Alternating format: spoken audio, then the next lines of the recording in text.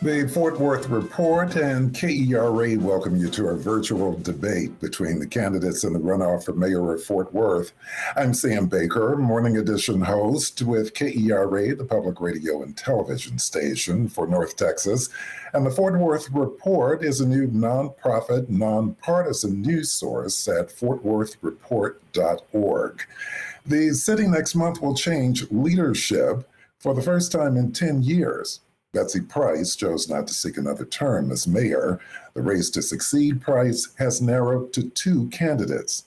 Maddie Parker spent 5 years as chief of staff for the mayor and city council. She's also the founding CEO of Fort Worth Cradle to Career and the Tarrant To and Through Partnership. Deborah Peeples was most recently chair of the Tarrant County Democratic Party. She was also a vice president with AT&T. Welcome to both of you. Now, after opening statements, we're going to try for something a bit different in this debate. Instead of a slew of questions under strict time limits, we'll focus much of the debate on three topics of about 10 minutes each: policing, neighborhood development, and public education. The idea here is to allow the debate to breathe a bit for more depth on each topic. We're asking the candidates to keep their answers to 1:30 or so. That'll give us opportunities for follow-ups from panelists and for response between the candidates. The goal is a deeper conversation on each of these key issues. We'll also have questions from the people watching the debate. You can write your questions in our chat box or on the Facebook live streams for either KERA or the Fort Worth Report.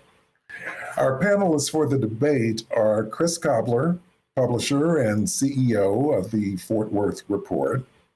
Miranda Suarez reports about Fort Worth for KERA, and Jessica Priest, government and accountability reporter for the Fort Worth Report. So thanks to all of you for being here. Now we'll move on to opening statements of a minute each, beginning with Maddie Parker. Thank you, Sam. It's wonderful to see you in person. I feel like all of us have heard you on the radio for years. What a fun treat. Many thanks to KERA and Fort Worth Report for putting this together. I've been really proud of the Fort Worth community for stepping up in big ways to allow those of us who've been bold enough to put our names on a ballot to cast our vision for Fort Worth. I've really been on a journey for the last several months to meet with voters, understand their perspective and how they feel about the future of Fort Worth. And importantly, the motto for my campaign is really how to move Fort Worth forward. I have been blessed to work in 17 years behind the scenes in state, federal, and local public service. And then most recently in founding our nonprofit, the Tarrant To and Through Partnership and Fort Worth Cradle to Career. I want to take that experience, that leadership, and my skill set to City Hall as your next mayor, because the time is now for our community. Economically, from a public health perspective, as we grow, we understand the significant challenges, but also with optimism, what is potential for Fort Worth, Texas, and the place that I am fortunate to call home with my three beautiful children and my husband, David Parker. I'll turn it back over to you, Sam, and let Deborah introduce herself. Thank you. Now an opening statement from Deborah Peeples. So good morning, Sam. Good morning to the panelists, all the listeners this morning, and to Maddie. And so I am very excited to be here today. And I love the fact that we're going to delve into some of these issues on this call today, because I think it's very important that we don't reduce these things to one sound bite. And that's what has been happening. But for all of you who know me, I have long been a part of this community. I first moved here in 1975 and began to work in the community almost immediately. So my journey started in 1975, and I have been privileged to be a part of this community in every part of this city. And so I like to talk about bringing one Fort Worth together and creating one Fort Worth, because we have an extraordinary city. We are the 12th largest city in the United States, but we have to celebrate and lift up our diverse and extraordinary community. We have so much brilliance here in Fort Worth, and we cannot cannot continue to just focus on the have. We have to focus on the have-nots. You know, I have 30 years of business experience, and one of the things that I have done best is I know how to spot talent. And there is so much extraordinary talent in the city that is not being used. And so what I want to do is bring us together. No matter your race, no matter your religion, no matter whom you love, this has got to be about expanding the table in Fort Worth, because we want this city to grow so that all of our residents and our businesses thrive, and we create a city that we all love. Thanks to both candidates. Now, the debate begins with the subject of policing and Jessica Priest of the Fort Worth Report. Okay, I'll start with Maddie. I'm going to ask you both the same questions, but the first question is, Fort Worth formed a race and culture task force several years ago. The city has followed some of the task force recommendations, but not others. So my question is, are you in favor, Maddie, of the task force's recommendation of creating a civilian oversight board for the police department? Why or why not? And if you are in favor of it, what's your timeline to get that established? So, we talked about this last week at a Star Telegram forum as well. I think it's irresponsible for prospective elected officials to get out in front of the professionals we've hired on this topic. And we hired Kim Neal to run our police monitor's office as a result of the Race and Culture Task Force recommendations.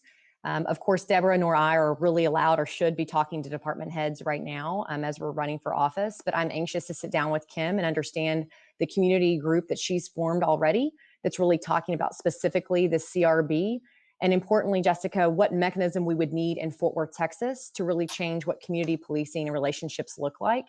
And so right now, my opinion is reserved until I have an opportunity to talk with Kim, who's really spent her entire career understanding what it looks like to have a robust community model in Fort Worth and really change the framework of how we've been able to police any concerns that are there in community, allowing the police monitor's office to really liaison with city management and of course with council and mayor to move us forward. So as far as timeline, my timeline is really adhering to what Kim Neal and the professionals that she has really drawn in, along with a third-party panel that she convened previously. And then importantly, the community group that she is meeting with right now as we speak about what it looks like to have our version of real community relationships with our police department. We have one of the finest departments in the country, and I look forward to working with them as well on this topic.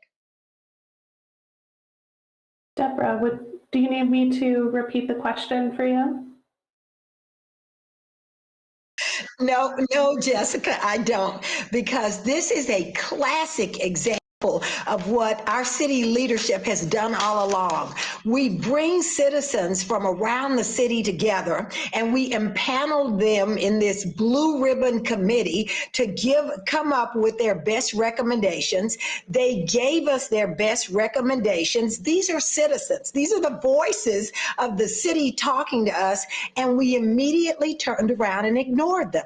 We just said, oh, it doesn't matter. And so this is what the city leadership has done, is they have consistently sidestepped the voices of the people. And that is what I talk about a lot. It's not just the Race and Culture Task Force. We had a crime control and prevention district board made up of citizens around this city. The city leadership, in their infinite wisdom, dissolved that board and took those decisions in-house. That Race and Culture Task Force recommended that Citizens Review Board. It was not a task force made up just Black citizens, but it was white citizens, brown citizens. It was members from the religious community. Who are we to ignore the voices of the citizens that we put together? And so it's like, oh, I don't like what you said, citizen, so I'm going to revamp it. And so I think we have to immediately go back. When I'm elected mayor, I'm going to do that. I'm going to go back and pull up that Race and Culture Task Force report,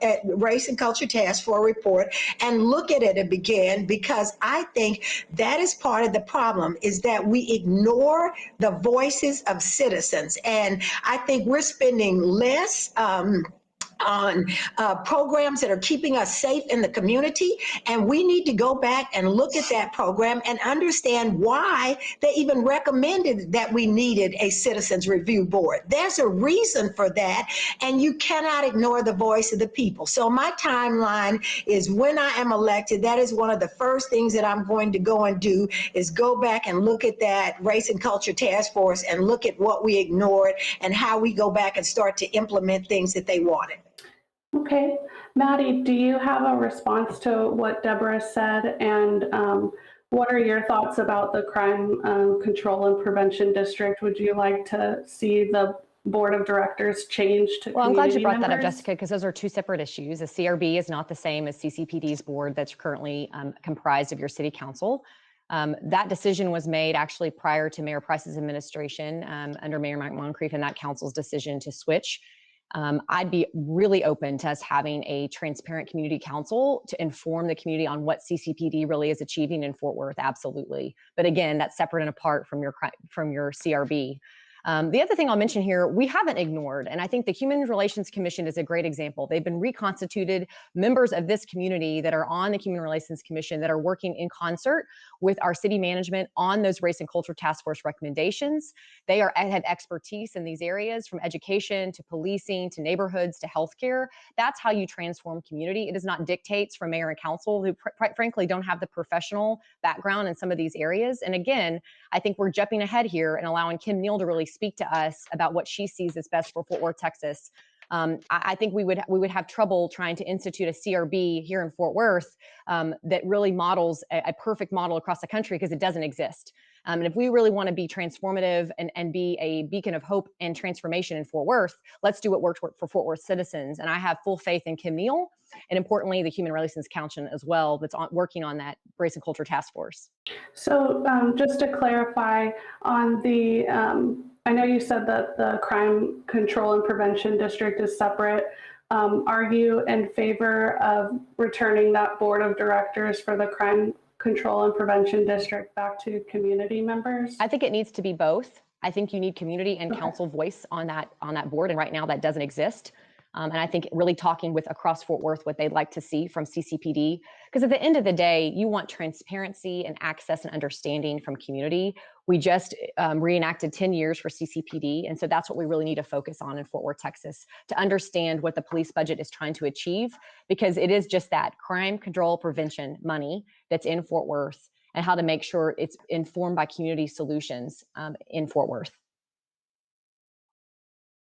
Okay, and speaking of the police budget, Deborah, would you be in favor of reallocating funds to from the police department budget into non-police forms of public safety and community support? Okay, so Jessica, I have to tell you, and so Maddie, I really have to just say this real quick.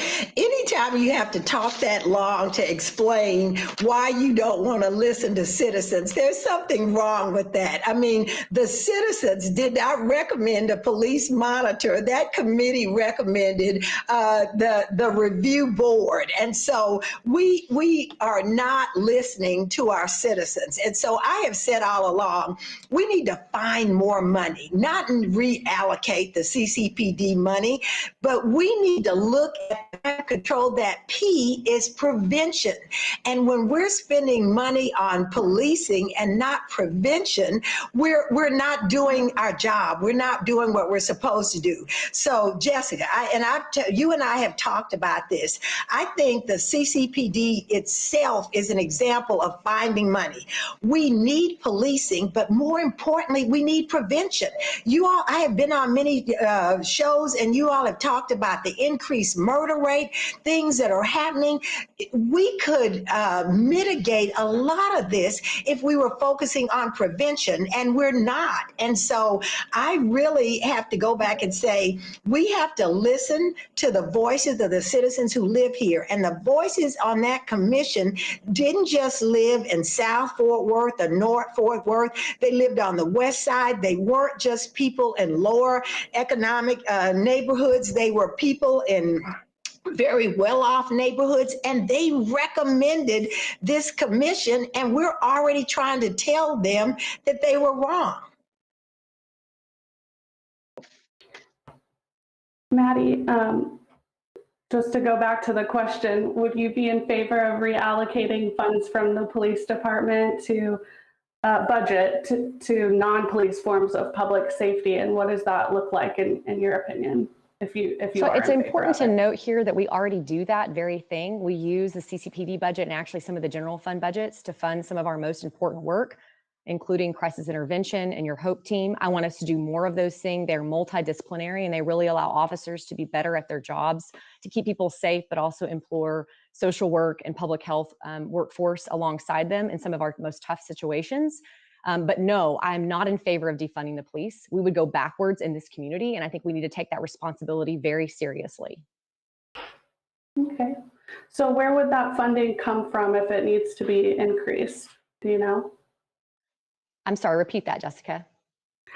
So if you're not taking money from, I guess, the police department, where in the budget would that funding come from, in your opinion? It's already in CCPD, the way they allocate those funds. And I think that's Okay. important to note here. And maybe there's a need for transparency and really how CCPD currently is might want to make decisions, how we have a grant making process in the community. It comes from CCPD. So we have our work to do to better communicate with citizens. Great question. Okay. And my final question Jessica, for this is Deborah. session. Go ahead. I'm sorry? No, go ahead, Jessica. Oh, I was just going to ask, my final question for this session is I'm going to ask how, Deborah, will you as mayor see Fort Worth through the outcome of the trial of the former Fort Worth police officer, Aaron Dean? That's going to be high emotions for that trial. So what do you plan to do to prepare for that and see the city through that? So Jessica, the first thing I'm going to do is stop using catchphrases like defund the police. That is nothing but fear mongering. And that to me is race baiting. When we use things like that, when people know that that term was never about that. So I'm not going to go out and use catchphrases to try to incite or rile up the community. Instead, I'm going to focus on healing, on unity and community. And you don't get unity in the community when you come up with phrases like defund the police. I'm going to be I met with faith leaders last week, especially about this, about how we have to start reaching out to people in our community, asking for calm, asking us to come together, reminding people that we are one Fort Worth. We are, while we are a collection of many neighborhoods and many races and faiths, we are still one Fort Worth. And people want to see justice done, but I'm going to be appealing for calm. I'm going to be out in the community. The mayor has to be out leading. I'm going to be meeting with groups, and we're not going to be using catchphrases to rile people up. We're going to be about bringing us all together and calming us down and creating a city that we all have faith in our police department and our amazing police department. I have said many times, I see this through two lenses. My brother was a policeman. My sister was a constable. I absolutely understand the role of law enforcement and the role they play in our community. But I'm also a person of color who has been subject to the impact of some of the less than stellar actions. And so I'm going to bring my experience, my lived experience to the table, and we're going to call for healing, unity, and community. Okay. Maddie, same question, but with an added question, I guess. Do you want to respond to, explain why you use the phrase defund police, what it means to you, and then how, as mayor, you'll see Fort Worth through the outcome of that trial? So I didn't come up with the term or the phrase defund the police. That happened months ago by movements that had nothing to do with me. I'm just simply articulating my opposition when you take those words literally, taking money out of our police budget, when right now I think we're actually fairly conservative in how we budget per capita in this city. But I'm going to move on to your question, Jessica, because I think it's important here. Over the summer, and I've already started to do this even as a candidate, and I'd like to be a part of this, even if no matter what happens with this election. is working with our police department, with our faith communities, with neighborhood leaders, with neighborhood association leaders, with city leaders, grassroots organizations that are doing the work in the community to best understand what this trial will look like in August and into September. We understand right now it's in the hands of the prosecutor's office, the DA's office, and the judge. There are a lot of swirling questions about what the process will look like. We do owe our citizens an understanding transparently, and that's where media really helps us tell the story. What can citizens expect from the trial specifically in Fort Worth? And then focus on healing and really listening to people beyond action. We're right, actions speak louder than words here. These will be tough moments for Fort Worth, but we have to learn through. The death of Tatiana Jefferson may never happen again. An incredible scar on the city of Fort Worth, and we have a moral responsibility to take that seriously. And I do understand that right now people are concerned about what the trial will look like, and we have to work really hard over these summer months, even when people may be traveling, to really work alongside them to help them understand what this may look like specifically. I want to listen to Fort Worth residents, Fort Worth citizens first, and understand where their heart is on this issue, and help us move forward together. Thank you both. And I believe that winds up that portion of the debate. So now we'll move now to neighborhood development and KERA's Miranda Suarez.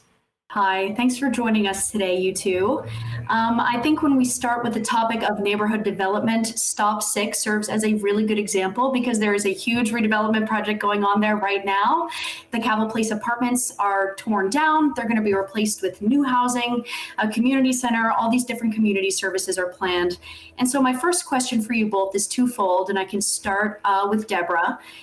I'm wondering if you believe that it is the mayor and council's responsibility to prevent gentrification during redevelopment projects like this. And if so, when you are tearing down and building up and trying to revitalize a neighborhood, how do you prevent that project from pushing out the people that already live there?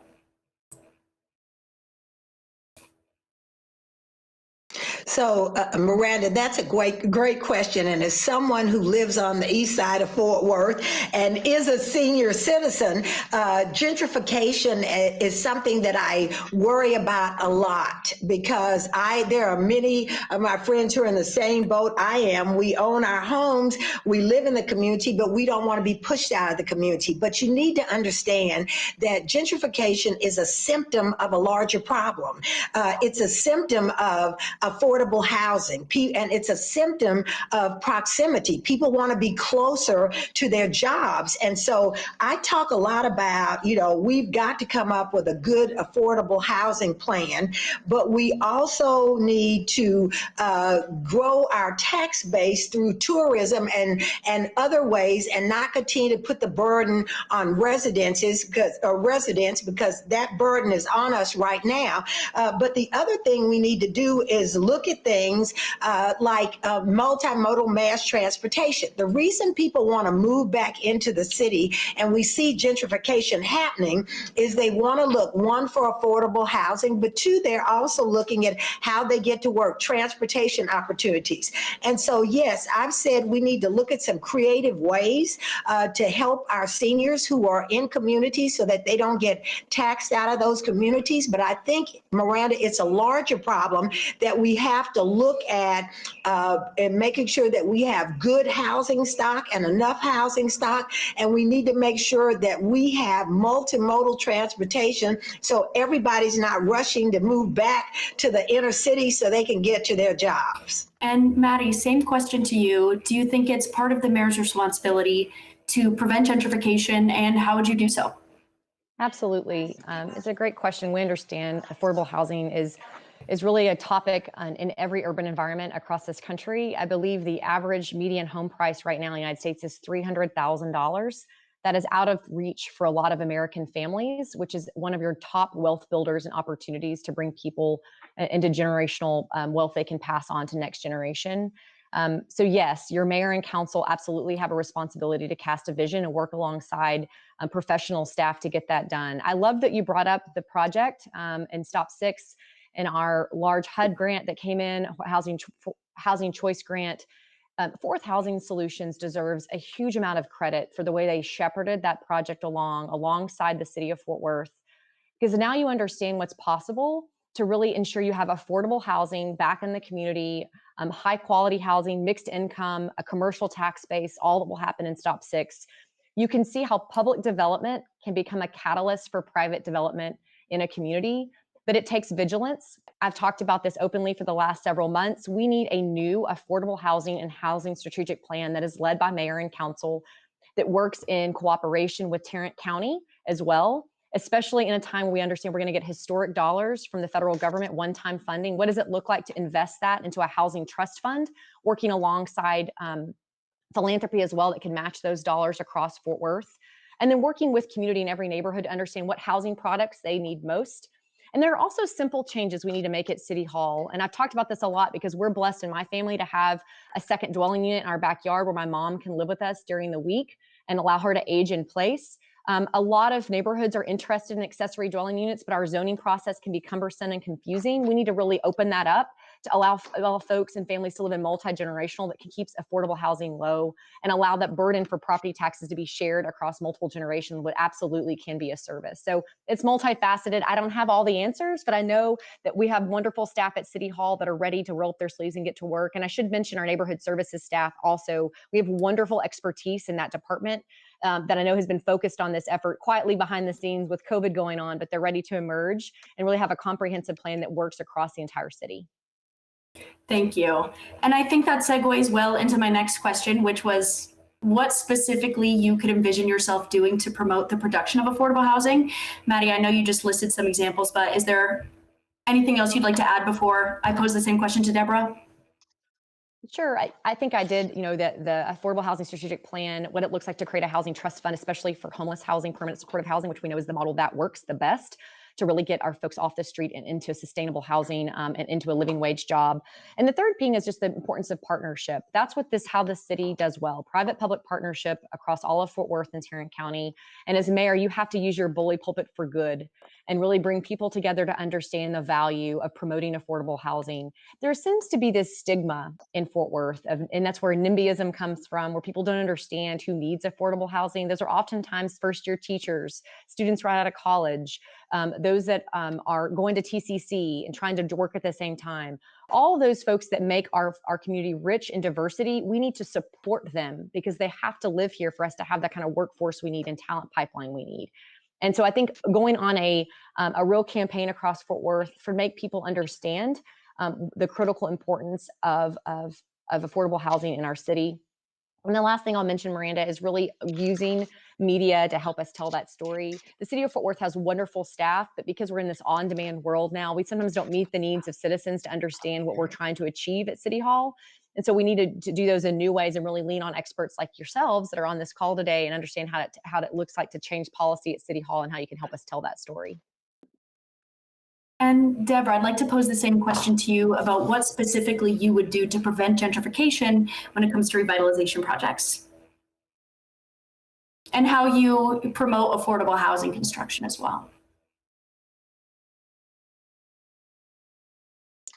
So Jessica, I think you're talking to me now, but one of the things I have to tell you, and I'm so glad Maddie brought this up because I believe that, there is this whole misnomer about what affordable housing is. And our leadership has allowed that narrative to get created. People, when they think about affordable housing, they think about low income housing and they think of them versus us. And it's not. Affordable housing is to allow many first-time home buyers to be able to get into the market. And I'm glad that Maddie talked about they are teachers, they are nurses, they are people entering the workforce for the first time. But I think one of the things that we have to do as leaders, in addition to the many programs and coming up with a good affordable housing plan, is we have to keep property taxes low by expanding our tax base. And one of the things that I have talked about is we have to expand our tax base through tourism. I mean, we cannot continue to put this burden on the homeowner, because it doesn't matter if you build a lot of new housing stock. If we continue to put the burden on the homeowner and we continue to increase the value of the home through the appraisal process, we are pricing younger first-time homeowners. We are pricing the elderly out of their homes. And so we have to be aware of that. And we can't just talk about great programs if we're not going to look at their long-term impact on the residents.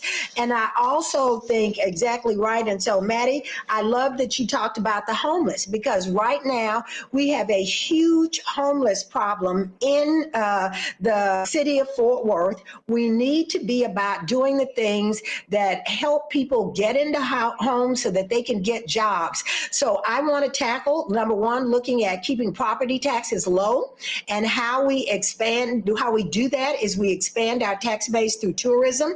I also want to immediately start looking at homelessness, and I also think that we absolutely have to reimagine housing, and we have to sell that vision to many people in Fort Worth who we don't need just affordable housing and stop sick. See, that's been the kind of historical thing, is we put it in neighborhoods with them and not us.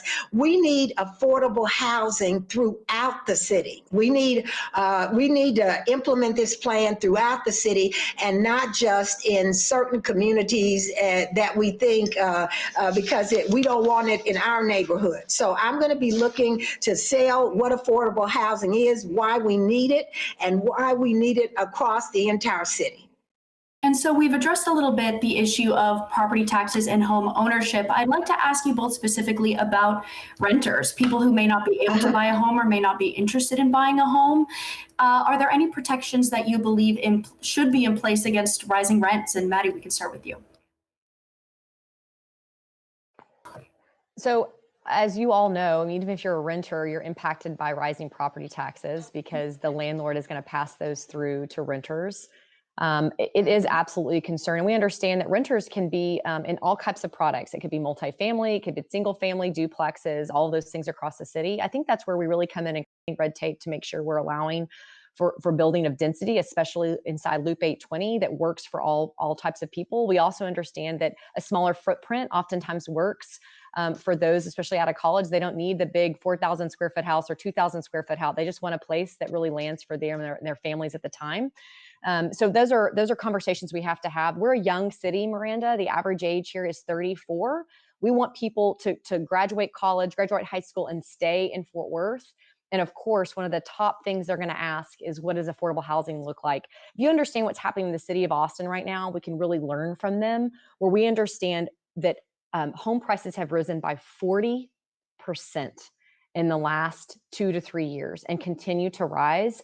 Fort Worth could be on that pathway if we're not careful, and it absolutely impacts the way renters are able to stay inside community.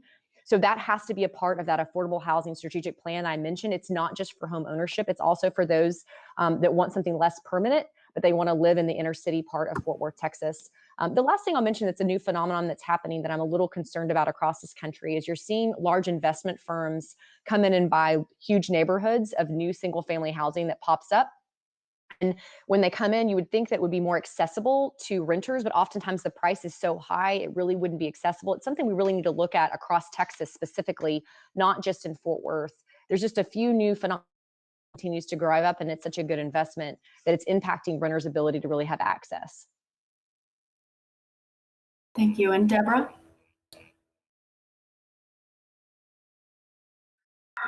So, Jessica, I speak from experience because although I've owned many homes, I have also been a renter. My very first home was an apartment and came right out of college. And so I understand the impact on renters. When you're trying to save money, you have a rent that you pay every month, but you're trying to save money to buy a house. And so I absolutely believe that any housing plan that we come up with has to focus on renters. It has to talk about, not only having houses to buy, but having those units that are available to rent.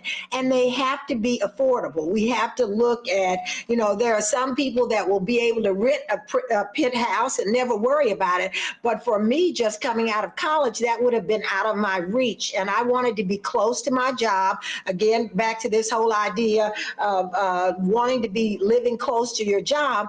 And I would have faced many obstacles, somebody coming out with a college degree, if I had not been able to find rent that was affordable. So we need to make sure that when we come up with a plan for a good, affordable housing, it includes rentals. All right, thank you both so much. And with that, we'll move on to our next section, but also a reminder, we will have questions from people watching the debate. So you can write your questions in our chat box or on the Facebook live streams for either KERA or the Fort Worth Report. Now let's go to Chris Cobbler of the Fort Worth Report, who will begin the discussion on public education. Thank you, Sam, and thank you to our friends at KRA for your wonderful job co-hosting this important discussion. And thank you to the candidates for being here. Let's dive right into public education. Some community leaders say that improving public education, specifically Fort Worth ISD, is the city's top concern, top priority. Others say we're electing a mayor in this race, not a school board president, because the city has no authority over the school district. Based with this in mind, what specific steps do you think this city should take, if any, to improve Fort Worth ISD? I will start with you on this one, Deborah. So, Chris, I am so glad that the subject is public education. And so let me just start by telling you, the mayor has to be involved and engaged and care about public education. And because I tell people that the public education is educating the majority of our children, and especially the majority of citizens of color. And we need to be concerned. These are the leaders. These are going to be the leaders, not just in 20 years down the road, but in 10 years down the road. We are educating and creating the leaders of this city for the next generation and the generation to come after that. So the mayor cannot just throw up their hands and give up. The mayor needs to be working with the leaders at Fort Worth ISD, and I think you have to respect their leadership and their knowledge of education, but there has to be a partnership between the city and the Fort Worth ISD to say, these are the jobs that we're bringing here. What are the kinds, what are the skill sets that you all are teaching? Or what do you need us? What are you focusing on? What do you need the city to help you do? Because I'm serious. I know people talk about, a lot about, having these charter schools and all those schools, but the majority of our students are educated through public education. And after 30 years in business, I know what it is to look for talent. I know what it is to create a business plan and bring everyone to the table and create a plan for success. And the mayor has to be engaged at creating a plan for success for our students. We want them to come out, be productive citizens, be able to get great jobs, be able to buy this housing that we've talked about, be able to live safely in their communities. And so education has to be one of the top priorities and the focus, but while I believe in leaving it to experts, my mother was a public school teacher. I know that it's something I could not do, that it's a rare and amazing skill set, but I think we have to partner with the people who have that expertise and that knowledge to make sure that we're creating an environment so we build successful citizens. Thank you, Deborah. Maddie, same question for you. The mayor has a moral imperative to take public education and really be pro-kid and very seriously. We understand what's happening in Fort Worth right now. And this is really true across the country because of COVID. You're at risk of losing an entire generation of students that have been impacted by the pandemic. Being in virtual school maybe didn't work for them. We know right now over 19,000 students in Fort Worth ISD don't read at grade level. And let's talk about Fort Worth ISD most because it's our largest school district, but there are 16 districts that really impact the city of Fort Worth. We also have students in homeschool environments, in charter school environments, and private school environments. I'm pro-kid, and we're going to stop pitting families against one another. There's no one else in this election that has worked more closely with our school board and with the superintendent on what it means to have real collective impact, inform, and progress education. We have to be solutions oriented. We can't point fingers.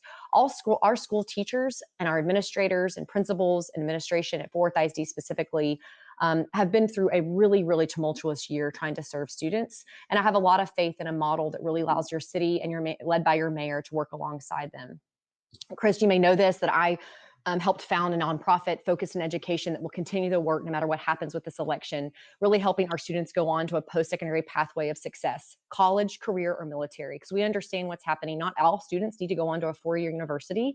TCC has done a phenomenal job really meeting students where they are, and importantly, what does trade look like? Matching employers with those jobs. But it's not just then. You have to start earlier, birth to career. Understanding what's happening in early education, the investments we've made early, led by Child Care Associates, Early Learning Alliance, all those partnerships matter because we have to serve students earlier and make sure they're ready for kindergarten to be successful. I can't wait to work along every single school board member, your superintendent, really on these issues because it's important. The future of our city depends on us taking responsibility seriously. Well, it sounds as if you're both definitely willing to weigh in as mayor on public education. With that in mind, let's talk about a specific proposal that's out there, an idea that's out there. Some of the same community leaders are really promoting charter schools as a serious option for Fort Worth ISD, more charter schools, and want to get your thoughts on that in terms of how do you do that without intensifying the situation of having some schools be for the haves and others being for the have-nots? How do you address public education for all? So let's start with you on this one, Maddie. I'll be a huge proponent for allowing our charter school networks to serve in communities that need us most. We are very fortunate to have philanthropy leading this effort and bringing charter education like Uplift and IDEA across the city. And they do focus, Chris, in those communities where students need, based on student outcomes, need them. The time is now and it's significant. Here's the deal. I have 3 kids.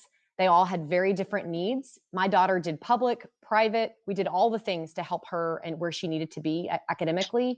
I want all parents to have the ability to choose what is best for their child, because it's not lost on me that sometimes a kid may be 5th grade and 3rd grade and a mom's trying to decide and both kids are not succeeding in a school, and allowing them to choose what would work best for their students is important.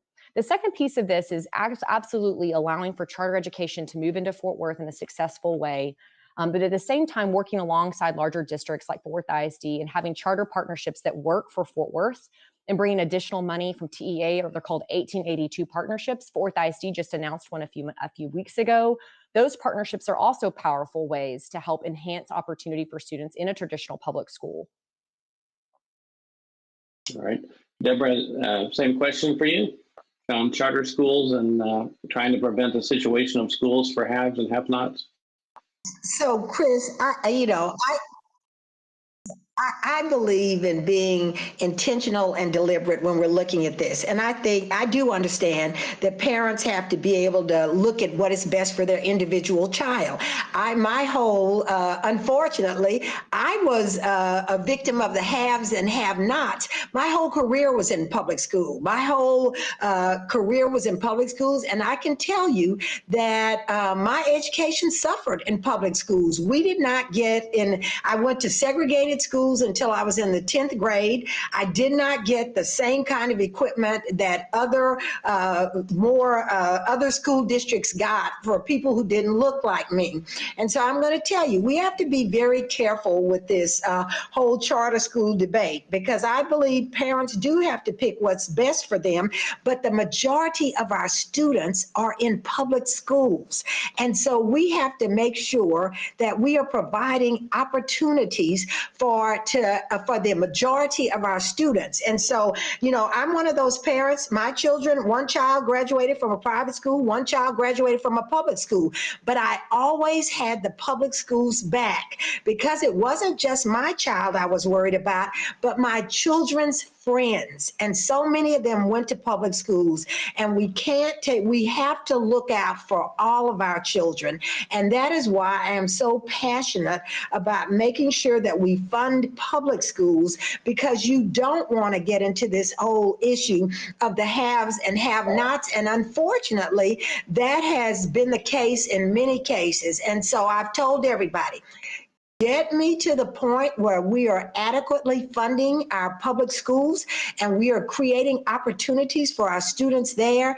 And I am the first to stand up and back every kind of school, charter schools, everything. But we cannot ignore our public schools, because we are educating the majority of our students there, and we need to make sure that they are adequately and fully funded. And then I am happy to champion other types of education. We got time for one last question on this topic, and I want to turn it to one of our readers, Robert, of the Fort Worth Report.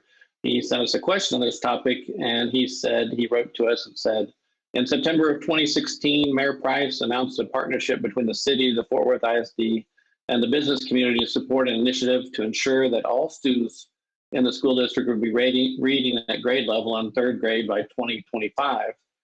But he writes, sadly, there has been no meaningful improvement in reading scores since then, even in the pre-pandemic years. And he considers this an issue of racial equity too. So his question is, what would you do as mayor to help solve this heartbreaking and inexcusable situation? We'll start with you on this one, Maddie. So great question. I'm actually on the board for Read Fort Worth and help shape that initiative. It's led now by Dr. Elizabeth Brands, and I encourage anyone that's on this call or listening to get to know her leadership and understand what she's doing alongside the school district. Collective Impact is a partnership alongside Fort Worth ISD. And while there has been a huge slip this last year with COVID-19, we were seeing remarkable results prior to the pandemic, and we have to get back to those positions. It absolutely is a question of equity. We understood when we started Read Fort Worth, only 1 out of 10 African-American boys were reading at grade level. That is abhorrent, and we have to be better in Fort Worth, Texas. I know that Read Fort Worth is on a trajectory to make remarkable change, and you'll see us actually Read Fort Worth and Tarrant 2 and 3 partner as soon as this summer on what it looks like to really promote collective impact work across this community and find ways for nonprofits and community members to partner. And again, alongside Fort Worth ISD. Pointing fingers does no good, but what we have to really focus on, what does it look like to be aspirational? And that goal of 100 by 2025 was aspirational and really put in place by Dr. Scribner and his school board. And so we're going to get back to basics starting this summer, additional days school year conversation, voluntary summer reading initiatives, and then getting back to the school year next year to really work with students is important. Good question. All right, thank you. Deborah, you get the final word on the subject. So Chris, I'm just going to go back and tell you to my vision of One Fort Worth and what I have said many times. You have to go to the people who are most impacted by this. That's the single mother that's working a job that has 3 and 4 kids, and she has to figure out how she's going to buy food for them and what's important to her. You have to expand the table. It cannot be people deciding what's best for the children that they're trying to help. We need to talk to the parents themselves and say, what do you need? And that is why I tell people all the time, that is why I'm in the community all the time. That is why I sit down and talk with people. That is why I sit with young children and I go to daycares and I have the students come and read with me and talk to me about what they want. But I also talk to the parents And so these programs have to be interactive. They have to include the parents of those affected, because we've got to stop making decisions for them. The people, them need to make the decisions about what's best for them. And I will tell you, there are extraordinary parents out there who are struggling. They want their children to be successful. They don't know how to do, they don't always know how to tap the resources. And so we've got to be in community, making sure that we are listening to those voices, that we are bringing those parents to the table. And, you know, I tell everybody, I'm going to end this with this. My mother's best friend was a maid who had, I don't know if she had a 7th grade education. She was probably one of the most brilliant people I knew, could do math faster than anybody. She was a wizard, but nobody, they always assumed that because she didn't have a high school degree, that she was ignorant. She was not. Nobody ever asked her about, her extraordinary gifts. Miss Sherwood was one of the reasons that I got through high school math. And I just think we need to be more inclusive, is including the people that we say we're trying to help in what help looks like and how we make them successful. If I may, Chris, to respond to that, I just want to give credit where credit's due. You know, when COVID hit, Reed Fort Worth, their staff did remarkable work alongside Fort Worth ISD and did front porch visits in neighborhoods and families that were selected by Fort Worth ISD and went to parents on their front porches, literally, to serve them and bring them literacy resources, because that is the most important thing. And furthermore, they also did Road to Readiness at our area community centers, allow families to come drive through safely to receive resources, backpacks, school supplies. So Reed Fort Worth is a prime example of what it looks like to work in the community alongside those very parents that Deborah's referring to. And their work will continue no matter what happens with this election. And I'm incredibly proud of what we've created there. Well, thank you, Maddie. We need to move on to the next topic, but Deborah, we should, in the interest of fairness, give you a quick second to respond to that if you want to elaborate anymore. So, Chris, I live in this community. That's all I'm going to tell you. I'm out there every day. I don't pick a time of the week or a day of the month to come. I am out there every day, and I listen to the parents. And I just, will tell you, we need to involve parents in those decisions. The end. Okay, so that concludes the 3 sections that we were going to have with the panelists. We wanted to get in a question or two from the audience, as we promised. So here's one, and we can begin with Maddie. It's from Jacqueline, and she wants to know, how do the candidates feel about taxing homeowners further for the development of Panther Island? Shouldn't those who profit from it be the ones to pay for it? Maddie. I think so, Jacqueline. Right now, we can't ask Fort Worth taxpayers or Tarrant County taxpayers to put any more money to that project until we have a real open, transparent conversation about the future of a TRVA project. It can be transformational for Fort Worth, doubling the size of downtown. It did originally start as a flood control project. It's currently owned by TRWD, but we need to be prepared to understand what it looks like to dig a bypass channel that costs $300 million to put water under those 3 bridges. And I think we absolutely need the private sector at the table to inform in a charrette process what the future really could look like. I know that our Tarrant County delegation, led by Congressman Granger and Mark Vesey, our Senate delegation, are all working on this very topic in Washington, but we need to be prepared to not get the full amount of federal dollars. And I am opposed to putting any local funds towards that project until we do have a plan B on what it looks like and that the private sector is at the table. Because if they're going to financially benefit from it, they should be paying for the project also. Deborah? So, Jacqueline, I have said this many times. You have to approach this and look at it as 2 parts. The first part was flood control. And as someone who lives on the east side, who has seen massive flooding in our area and have had people die in the flood, we need to make sure that we use those federal dollars to make sure that we do flood control. But then the second part of it, and I think that's the part you're referring to, is this whole idea of this doubling the size of downtown and creating this new kind of add-on business district, private corporations who are going to benefit the most need to be buying into this. I would agree with you. You know, what the public needs out of this is what the project first started with, and that's flood control. And then if there's going to be significant development, now I want to see good jobs out of that. If that comes out of that, that's great. But it needs to be the private community doing that. We also have a question from Laura. I think we've got time for just one more question. It's from Laura, who wants to know how the candidates feel specifically about changing zoning requirements to allow for accessory dwelling units, or ADUs. And we can start with Deborah this time. So I think, Laura, Maddie just talked about that when she was talking about her mother's home in the back. But I think we as leaders have got to understand that we have a massive housing problem coming up. I mean, at the rate that we're growing, and we have to be willing to look at everything that will allow us to get creative around housing. Maddie? Yeah, I already talked about ADUs and the power and that opportunity for families to really allow, especially my mom, to age in place, as I referenced. And so couldn't be more supportive and really looking what that looks like across Fort Worth. I've shared this story before, but I remember I was at a zoning commission meeting and a young Hispanic man came in, did not speak great English, and he had worked very hard to build a carport and an extra house or dwelling unit in his home, and it wasn't to code.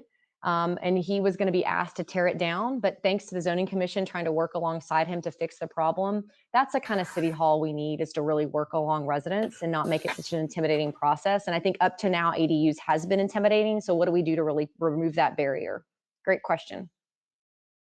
Okay, time we have left, let's move on to closing statements from the candidate of a minute each. We'll begin with Maddie Parker. Thanks, Sam. And thanks for all of you for listening. It's been quite a journey over the last several months running for mayor. I'll just close by a few personal stories. You know, I wasn't a real privileged kid growing up. I was fortunate. My mom was a single mom. My grandfather was a high school principal. I got to go to UT on student loans and scholarships. Like Deborah, my first houses were apartments that I was responsible for paying for. That hard work ethic is really what I'll bring to City Hall. Understanding what it looks like to move Fort Worth forward in a variety of ways. This is a fantastic city that is positioned for greatness. And I cannot wait to be your next mayor, to really cast a vision, not only for Fort Worth, but across this country, about what it looks like to lead with vision and with tenacity, to bring a community together in what has been really a historically divisive time in our country. The time is now to really speak truth to power and what that looks like. My age is an asset. My experience is an asset. My leadership style is an asset. For those people in this community that have gotten to work alongside me, understand what this is really about. I've told many people this, and I'll close with this. When we moved here, Mayor Bob Bolin became a friend, and he taught us what it looks like to really leave a place better than you found it. And no matter what, whether I'm your next mayor or I'm serving as CEO of my nonprofit, that is my mission, is to make sure Fort Worth is left better than I found it. And I cannot wait to be your next mayor. Thanks for taking the time to listen to us today. And a closing statement from Deborah Peeples. So let me just start by saying I loved hearing Maddie's story. I loved hearing her story of being this scrappy, underprivileged kid who went to school on scholarships and all that good stuff. And so, but I will tell you, Maddie's story is many of our own stories. It's many of our own stories, but our story didn't have such a happy ending because we struggled. Many people of color, many women, many low-income people struggled to make our story as successful as Maddie's story. But we came up against things. We came up against barriers that made us have to work twice as hard to be successful. And that is what I am trying to not have happen in Fort Worth. I want to have thousands of Maddies with Maddie's story that says, I was a scrappy kid that grew up with a single parent or a single parent household, and I went to school through work study and scholarships. And guess what? When I came out, my opinion was valued. My voice was valued, that people saw me as a candidate of worth. And that's what I'm trying to do with One Fort Worth. I mean, I am all over this city. I talk to friends in the Asian American and Pacific Islander community who live in North Fort Worth but don't see themselves as a part of Fort Worth. They talk about belonging to the Keller Chamber of Commerce. I'm talking about citizens in North Fort Worth where English was not their first language, but who are that same scrappy kind of kid as Maddie and just as brilliant, and I want them to get those opportunities. We have an extraordinary moment looming before us. And I will tell you, age is nothing but a number. I think my age is an asset because I have lived this for many years and have seen how we can bring this community together, have a plan to bring it together so that at the end of the day, we are all Maddies. We are all somebody that has worked our way up and is valued and accepted and rewarded for our great work ethic and everything we've done. I am Deborah Peeples, and I am running for mayor because I see the city that we can be if we celebrate our rich diversity and culture. And I am going to make sure that when I am mayor of Fort Worth, every citizen, every Maddie in this city gets an opportunity to thrive and grow. We'll have to wind it right there. Thanks to both of the candidates, also to Chris Cobbler and Jessica Priest of the Fort Worth Report, and Miranda Suarez of KERA. Early voting runs from May 24th through June 1st, except there will be no voting on Memorial Day. Election Day is Saturday, June 5th. Keep up with the latest runoff news at KERAnews.org or FortWorthReport.org. For KERA and the Fort Worth Report, I'm Sam Baker. Thanks for joining us.